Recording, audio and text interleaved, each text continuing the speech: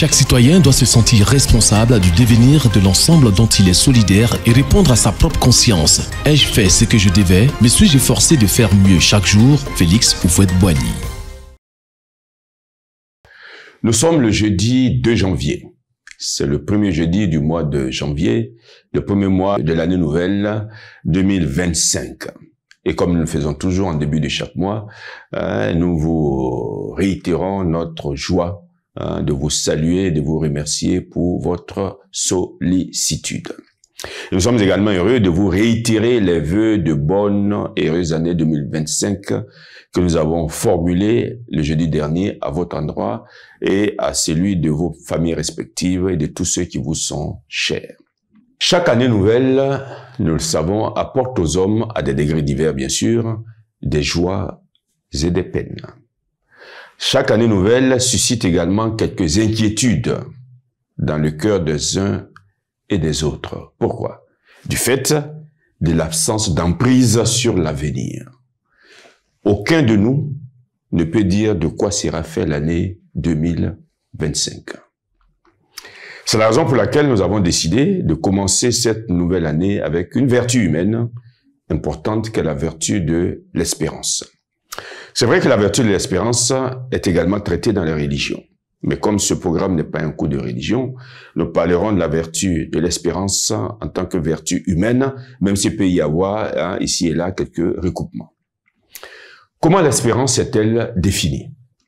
Lisons ce que nous en dit le dictionnaire Larousse. Nous y trouvons deux définitions. Première définition. L'espérance, c'est le sentiment de confiance qui porte à considérer ce que l'on désire comme réalisable. Dans ce sens, on dit par exemple « vivre dans l'espérance d'une limitation de la pollution », synonyme là d'espoir. On dit aussi « l'équipe a gagné contre toute espérance », c'est sous-entendu alors qu'on n'y croyait pas. Deuxième définition, l'espérance, c'est l'objet de ce sentiment. Dans ce sens, on dit par exemple « ses enfants sont sa seule espérance », synonyme là aussi d'espoir. Il est bon de signaler que il y a un terme, une expression, espérance de vie, qui est utilisée en démographie pour désigner la durée moyenne de vie dans un groupe humain déterminé. Le terme espérance, au pluriel, qui est plutôt vieilli maintenant, désigne ce qu'on attend sous forme d'héritage et qui augmentera sa fortune. Dickens a d'ailleurs écrit un roman intitulé « Les grandes espérances ». Nous l'avons vu. Le terme espérance entretient des rapports étroits avec le terme espoir, dont parfois il est considéré comme le synonyme. L'espoir, c'est l'état d'attente confiante.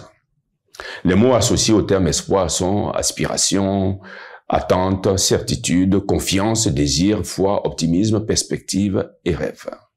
Les adjectifs sont confiant, optimiste, prometteur.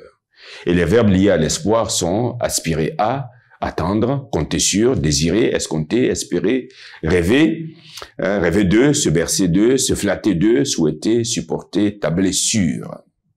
Et ces qualificatifs sont bon, déçu, faible, ferme, foi, fragile, frêle, fugitif, grand, immense, léger, maigre, mince, moindre, naissant, petit, secret, solide, suprême, tenace, timide, ultime, vain, etc.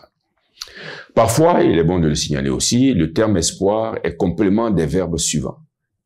Caresser l'espoir de, combler l'espoir de, conserver l'espoir de, fonder, garder, nourrir, perdre, placer, recouvrir, redonner, trahir, etc. Voilà des verbes dont le mot espoir est le complément.